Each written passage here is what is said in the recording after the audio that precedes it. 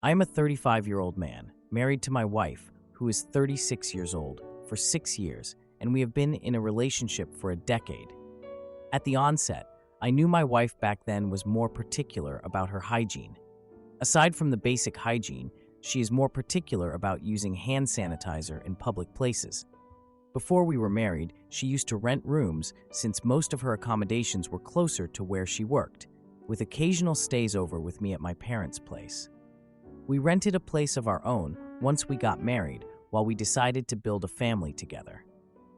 Things got worse when our rented place had a huge leak, and we resorted to moving to a temporary place, a new unit where we are the first tenants, but it is much smaller than our initial unit, and we had to compromise with the space between dirty and clean.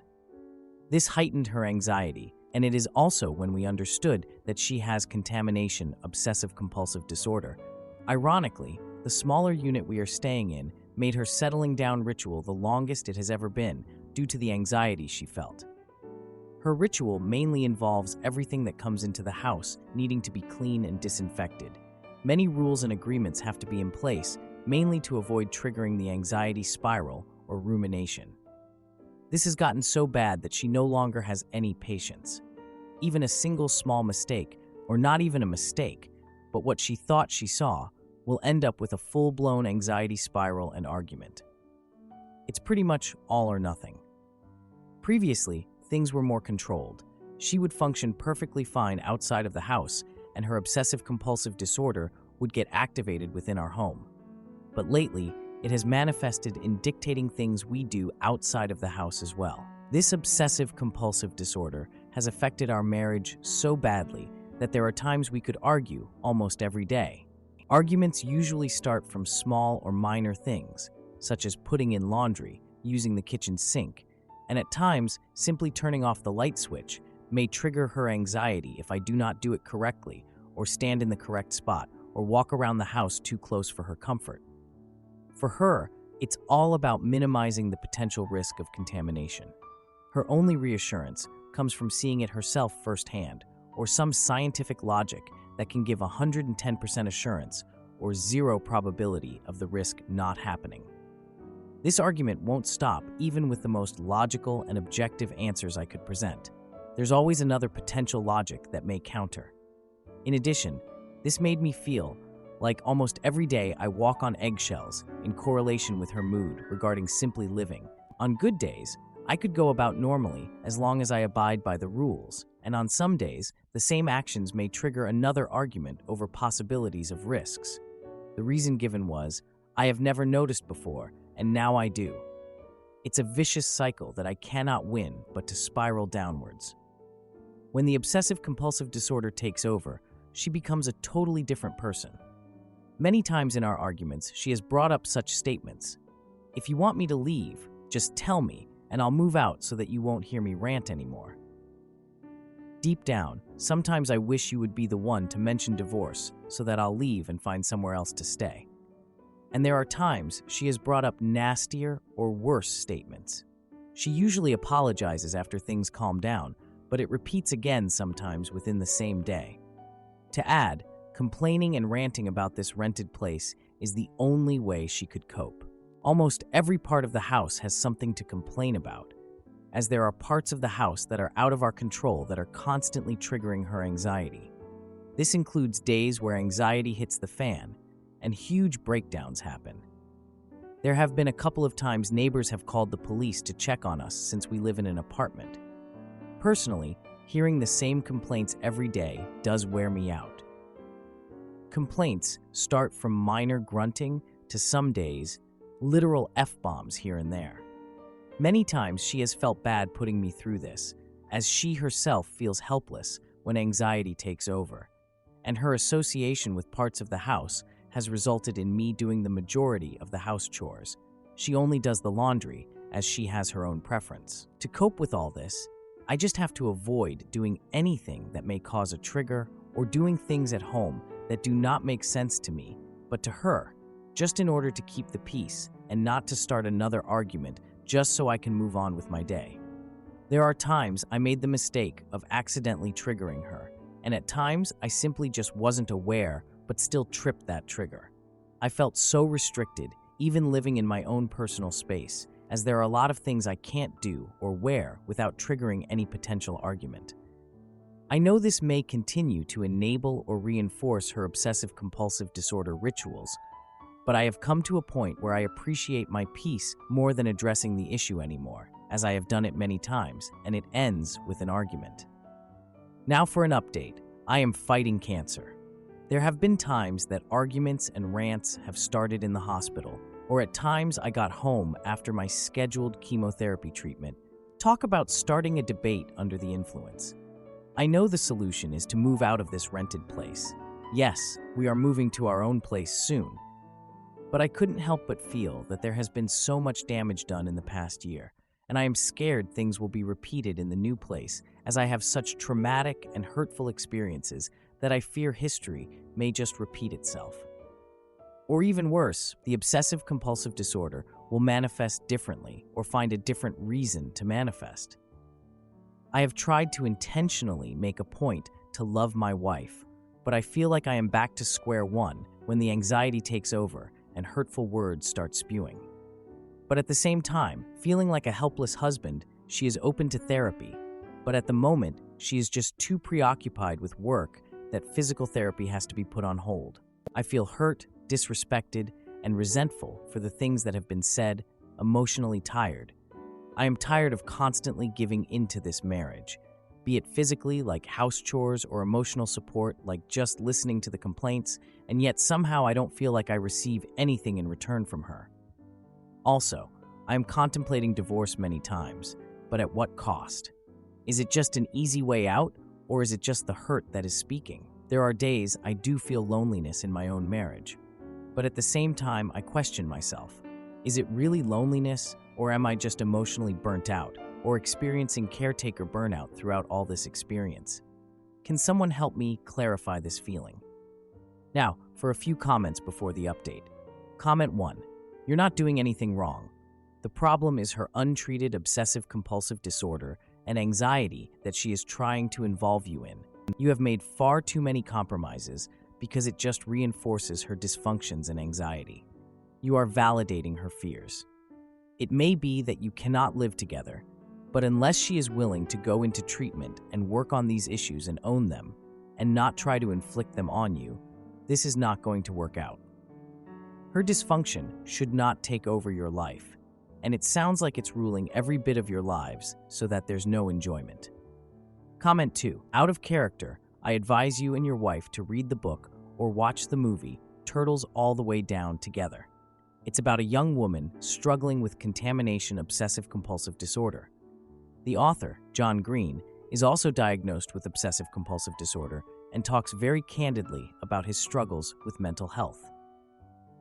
One thing the book emphasizes, and the author also speaks about, is how vital specialized obsessive-compulsive disorder treatment is. You can successfully manage it in the long term, but you need support. Now, for the update. 3 days after I posted, we moved into the new apartment. It's smaller, and there's way less natural light. I really think that's affecting my wife's mood. She used to love sitting by the window with a book in her hand, but now I feel like she just avoids the living room. It kinda sucks. Can't say the new place is helping her mental state at all. My chemo schedule is still every Thursday, so I was feeling pretty rough on the weekends and had to rest a lot, but I was at least trying to help her out. Unfortunately, her OCD has really gotten worse since we moved here. She's spending hours just scrubbing surfaces. I mean, I get it, but damn, it's like we're always cleaning.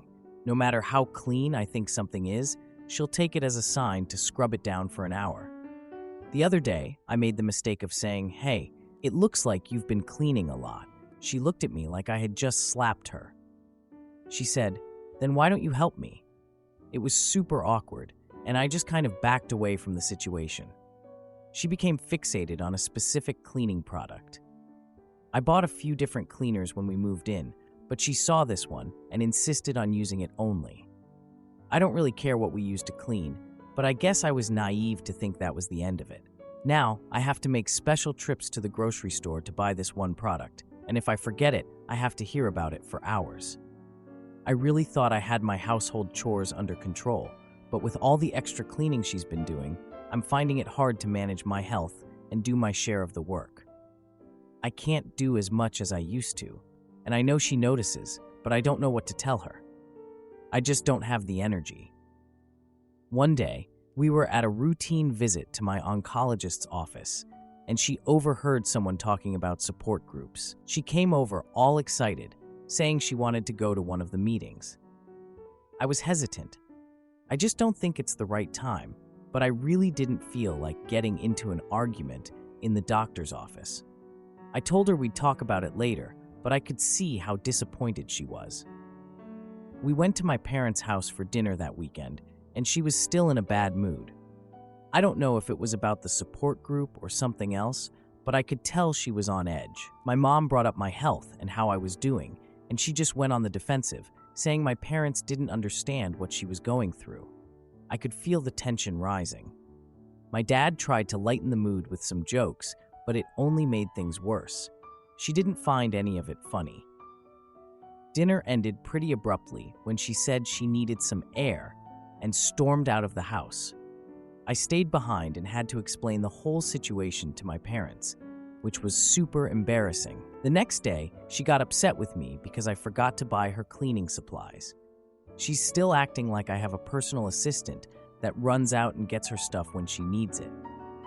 I apologize and try to explain that I just forgot, but I'm met with a barrage of criticism for not being attentive.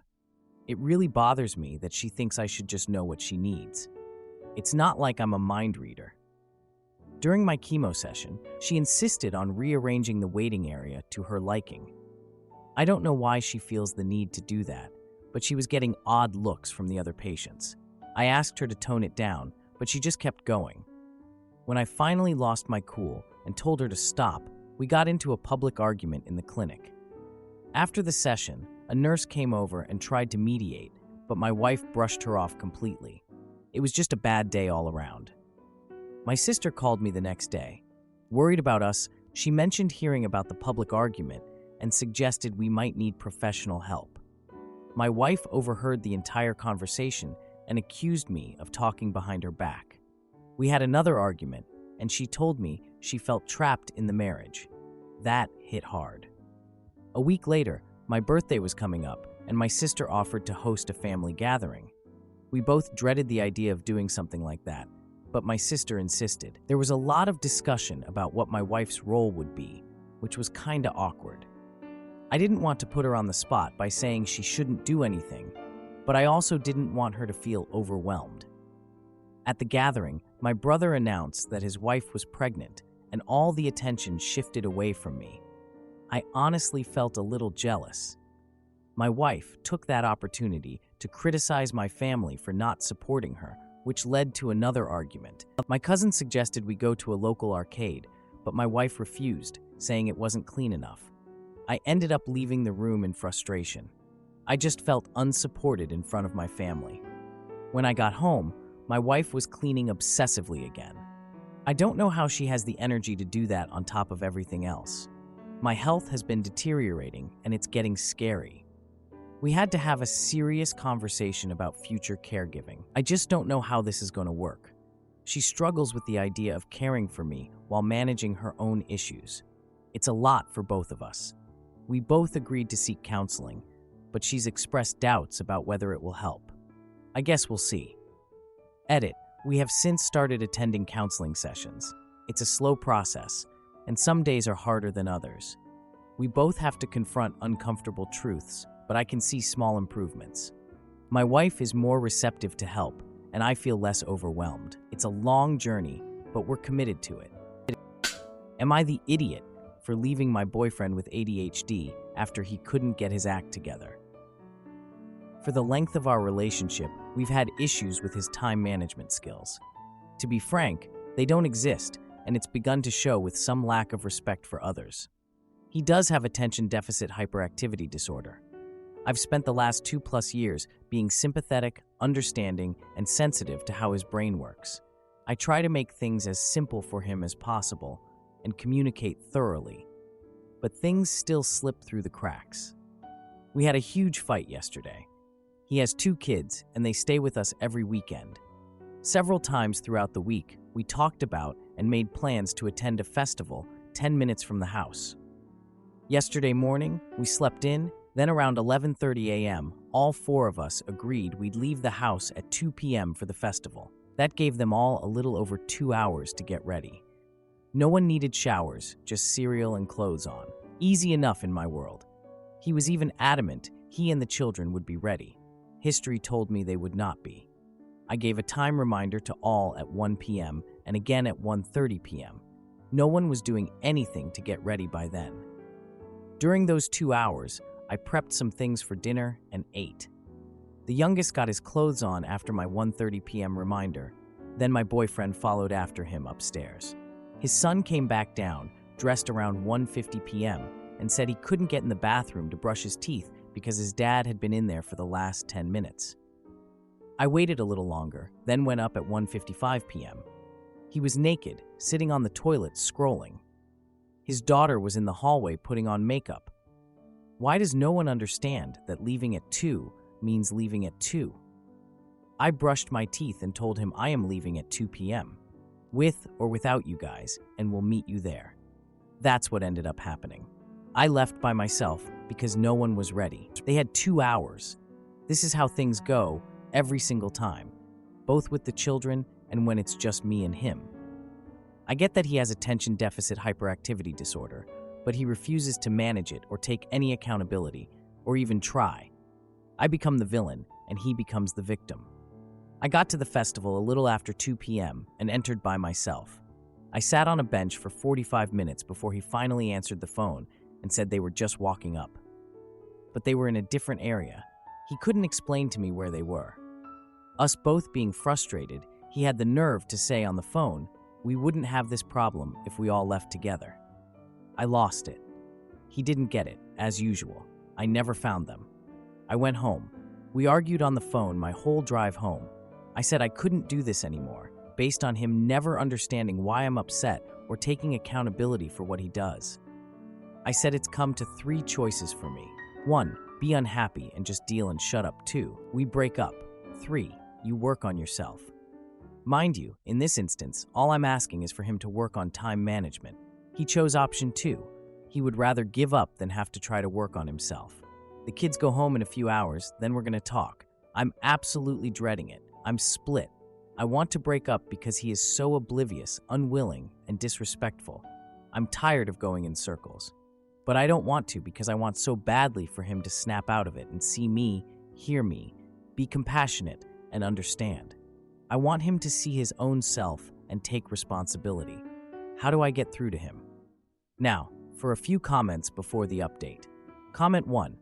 He wants to break up, so there really isn't anything more to say. It's been 2.5 years, and this is something that he isn't willing to work on in a meaningful way. It's hard to imagine how he manages at all in life or at work or as a parent without constantly failing and flailing. But there isn't anything you can say that he hasn't heard before from you or anyone else. I'm not sure why you want your relationship with this particular man to work out so badly when he has such significant negatives. When you don't have to struggle and swim upstream to get basic things in a relationship, life is so much easier. Comment 2. Don't even bother talking. Just tell him he made that decision pretty darn quick, so you're giving him what he wants. He made his choice. Why would you try to change his mind?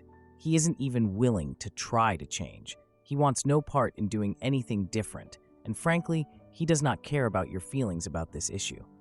He may give lip service to it, but you know he won't actually do anything. And 2 years from now, you'll be back here asking why you bothered to waste even more time with him when you just knew he wasn't going to change. Now, for the update. The day after the breakup, I get a text from my boyfriend. He wants to talk. My heart sinks a little, but I know I have to face this. I agree to meet at our usual diner. We went there for brunch all the time when things were better. So I'm sitting there, trying to stay calm. He walks in, looking flustered. Not a good sign. He starts explaining how he didn't really mean to end things. He wants to fix our issues. I don't know. He's like a different person. He actually seemed to have some self-awareness for once. He promises to try harder. He even suggests we could work together on a schedule. I think he means like a shared calendar or something. I don't know. I'm just feeling a mix of hope and skepticism. I agree to give him another chance, but only if I set clear boundaries. I'm done with gray areas. We leave the diner on somewhat better terms, but I'm still cautious. The next week, we go to a birthday party for his son at a bowling alley. I'm trying to be a good step-parent, so I'm there, but he still seems distracted, like constantly checking his phone distracted. During the party, I overhear him telling a friend he's overwhelmed with everything, including me. Ouch. After the party, I confront him. He brushes it off, saying it was just a joke. But I'm not laughing. I'm so frustrated. I decide to take a break from our relationship and focus on myself. Like, screw this. A few days later, I bump into his ex-wife at the grocery store. She's casual as ever. She mentions that their kids never talk about their dad anymore. That kind of hits me. So I reach out to the kids and suggest a fun day out to reconnect. We go to an amusement park and they seem excited. But during our outing, they mention their dad has been stressed and hasn't been around much. I'm not surprised, but I feel bad for them. I decide to subtly bring this up with him in a light conversation. So we're having dinner, and I'm like, "So, how are the kids doing?" He seems dismissive and just shifts the topic back to his work. Whatever, dude. I'm feeling so frustrated. I need a plan to show him how serious this situation is. I start documenting all his missed events and the kids' comments about his absence. I'm basically making a report. At our next family dinner, I present this info to him casually, just watching his reaction. He becomes defensive, insisting he's trying his best. He always says that. Then he accuses me of not understanding his situation and storms out of the dinner. I can't deal with this. A week later, I get a call from his boss. He wants to discuss my boyfriend's performance. His boss mentions that he's been missing deadlines and really needs to step up his game, so I decide to meet with his boss to share my observations about my boyfriend's struggles. After our chat, his boss is like, "I'm considering options if he doesn't improve." I have no idea what that means, but it doesn't sound good. I share all this with my boyfriend during a serious conversation at his place. He becomes furious, accusing me of meddling in his work life. Then he starts blaming me for his stress. I am not the cause of your stress, dude. In a moment of clarity, I tell him that his choices affect everyone, including his kids. He looks taken aback, and for the first time, I see a flicker of realization in his eyes. It's like he finally gets it. I feel like I've done all I can. I'm choosing to walk away from this relationship. I send him a final message, saying I hope he finds the help he needs. A month later, I hear from mutual friends that he has started seeing a therapist. I don't know if it's true, but I hope it is. I hope he's finally doing something for himself and for those kids that deserve a better dad. To answer a few questions, the breakup was not a mutual decision initially. He made the choice to end things, but later wanted to reconcile. The kids were aware of the breakup, but not the details behind it. They seemed a bit sad, but understood their dad's busy schedule. The final decision to end the relationship was based on his lack of consistent effort and accountability. The narrator has not spoken to him since the final message and is focusing on her own well-being. Am I the idiot for dumping my boyfriend after he tampered with my antidepressants and publicly shamed me for eating fast food? My boyfriend, who is 27 years old, has been saying things that put me down, and I suspect it's a manipulation tactic. I need to preface this by giving a bit of background. Get ready, it's long and messy. 1. I have a history of depression that has caused major issues with our intimacy in the past. I've since been on medication, which he doesn't approve of, and I feel much better. He believed that this medication has been inhibiting my libido, and last year he started emptying my capsules without me knowing. I then experienced another terrible wave of depression and had no clue why until I found out he was at fault. We have since gotten over it, but it creeps up in my mind from time to time. He gets angry whenever it is brought up again and tells me that it's now my responsibility to earn his trust again. One thing he did agree on was to never tell me to get off my antidepressants again and let me decide what to do with my body. He has since then broken this promise a few times. 2. After my first bout of depression, My boyfriend would nag and nag about my diet and working out. He would also complain that we weren't having intimacy anymore. I simply didn't have the energy because I was too busy trying not to harm myself. It's also important to note that I was underweight because I couldn't eat at the time. The only thing I could stomach was maybe one protein shake a day without vomiting.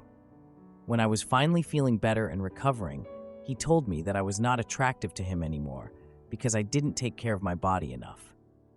This started many huge fights, and I was crying almost daily. 3. Since then, I've been going to the gym 4 times a week, and I feel much more confident in my body. I have grown muscle in all the right places, and I feel like I have more energy during the day. The nagging sadly never stopped, though. It's never enough for him. Now it's my diet. He found out that I had McDonald's the other day and has been giving me the cold shoulder since. He counts nutritional facts in the things that I eat and nags me about sugar and protein intake. I tell him to stop this, and he refuses. My breaking point was when he told me last night that I've been gaining weight since last Christmas. You mean the time I couldn't eat or get off the couch? Is that what you prefer? When I told him how much this statement shocked me and that I haven't felt this healthy and attractive in years, he stammered something about him just being concerned about my health and that maybe the weight gain was causing my snoring. I have a body mass index of 19.5. Not that it matters, but that's how I knew he was not being truthful. It opened my eyes to think maybe he's criticizing me to make me more dependent on him. He even brought up last night how he hopes I get off my antidepressants soon, and I honestly can't forgive him for that. It made me feel so uncomfortable when those pills are what saved my life. 4. I tell him that I will get my libido back when I feel emotionally safe with him. He tells me it's nonsense and that intimacy is purely animalistic and humans do it to feel good. He used one-night stands as an example to refute my point. He tells me I'm wasting his prime years, not giving him what he needs. I just can't stomach the thought of being in bed with someone who isn't even attracted to me. He does this thing where he demands that we work on our intimacy, but then also says how he isn't attracted to me anymore and that the burden is on me now to get us there. He wants me to get my hormones tested and see intimacy therapists, etc., and doesn't realize that I really do have a libido, just not for him because of how he's treating me. One of my flaws, I will admit, is that I'm so loyal that I feel like a bad person for even thinking of breaking up with someone. It was a blessing when my last partner broke up with me, although I didn't realize it at the time. Any feedback or words of encouragement are greatly appreciated.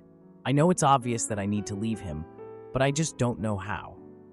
We've had many discussions about possibly breaking up, but we never get that far because he just gets all emotional and makes a bunch of promises, and I'm a fool who believes him every time.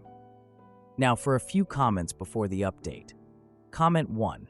Your boyfriend is disgustingly and dangerously hurtful. What a horrible, horrible man. If you were my daughter, I'd firstly report him to the police for tampering with your medication and put you over my shoulder and take you home if that is what it takes to make you leave him. Just think, would you want your future daughter to be with someone like your hurtful boyfriend?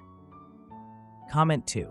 Girl, write all these things down in a diary or a notes app, and every time you feel bad about thinking of breaking up or actually doing so, look back at those things and ask yourself if you'd be okay with treating someone the way he treats you.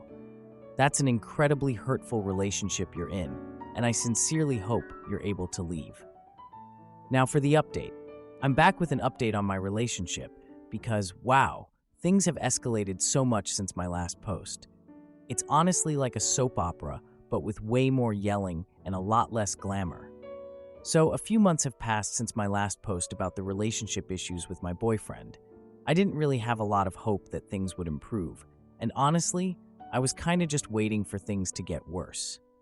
Well, it did, and then it stomped all over my self-esteem. I decided to keep taking my antidepressants, despite his suggestions to stop. You'd think he would have accepted that by now, but nope. Dude just had to keep pushing. I started working out more consistently, focusing on my mental health instead of his expectations. Shocking, I know. I wasn't doing it to satisfy his idea of what I should look like. I was doing it for myself because it made me feel good. He noticed my progress and initially praised me, but then quickly shifted back to criticism. Of course, can't let me have a win without bringing me down, right? We attended my sister's birthday party together, where he made comments about my food choices. It's not like it was a casual dinner or anything. Nope, it was a full-on birthday party, and I was still getting critiqued about what I put on my plate. During the party, he loudly questioned why I chose to eat a piece of cake. Like, really? In front of my whole family? My sister heard him and shot him a disapproving look, which made me feel embarrassed. I mean, thanks, sis, for having my back, but also, can we not make a scene here? Later that night, he confronted me about not being grateful for his help with my diet. I'm sorry, what help? I didn't ask for his unsolicited advice on what I should or shouldn't be eating. I told him I didn't need his help and that I was doing this for myself. His response? Classic. He said I was just being stubborn and that I would always struggle without him. A week later, I found a text from him to a friend calling me lazy and ungrateful. I confronted him about the text and he claimed it was just a joke taken out of context. Yeah, right. A joke that you sent in a private message. Okay, buddy. At a family dinner, his dismissive comments about my choices led to an argument in front of my parents. I stormed out of the dinner, feeling humiliated and angry. My parents expressed concern, suggesting that I might need to reconsider the relationship. That was kind of the final straw for me. I've been on the fence about this relationship for a while, but hearing my parents say that made me realize how serious things were. I started spending more time with my friends, who noticed the changes in my behavior. I think they were a little concerned at first, but they were really supportive. One night, while I was out with friends, I received a call from him demanding to know where I was. I didn't answer, leading him to show up at the bar, which created a scene. He accused me of abandoning him and making him look bad in front of my friends. Sorry, but why is that my responsibility? I told him I needed space, but he insisted on leaving with me. The next day, he insisted on meeting at the coffee shop to talk about our future. At the coffee shop, he proposed a solution where I would give up my antidepressants to prove my commitment. I refused, and the conversation escalated into a heated argument. He threw a cup of coffee on the ground in frustration, drawing attention from other customers. A few days later, I received a call from his mother, expressing concern about his behavior. She mentioned that he had been acting differently and asked if everything was okay between us. I told her about the issues, and she seemed genuinely surprised, saying she would talk to him. She was always really sweet and caring, so it broke my heart a little to drag her into all this. He later admitted during a tense dinner that his mother had confronted him, but he dismissed her advice. Our fights grew more intense, with him often bringing up my past mistakes as ammunition. Like, dude, you know I've made mistakes. We all have. But using them against me like this? So low. One night, he accused me of cheating on him, which was completely unfounded and hurtful. I finally told him that if he couldn't trust me, it was better for both of us to end things. He reacted by breaking a plate, which made it clear he was not willing to let go. I left the apartment, and we didn't speak for several days. After a week, he reached out, apologizing and claiming he wanted to change. I agreed to meet him at our favorite park, but I was cautious about his intentions. During the meeting, he promised to seek help for his behavior and asked for another chance. I told him I needed time to think, and he seemed genuinely upset but also frustrated. The next day, I found out from a mutual friend that he had been seen with someone else. I confronted him about it, and he denied it, claiming it was a misunderstanding. I realized I had to prioritize my well-being and decided to end the relationship for good. Edit. I broke up with him a few weeks ago, and it's been a roller coaster. I moved in with my aunt temporarily, and it's been so much better. I started therapy, and my friends have been amazing. They even threw me a small party to celebrate my newfound freedom, and I genuinely felt happy for the first time in a while. I told my parents, and they were really supportive. My ex is still trying to contact me, but I've blocked him everywhere. If you like this video, you'll probably like these too. Also, while you're here, please consider subscribing. It's your support that keeps this channel alive and allows me to make better and longer videos. Have a great day.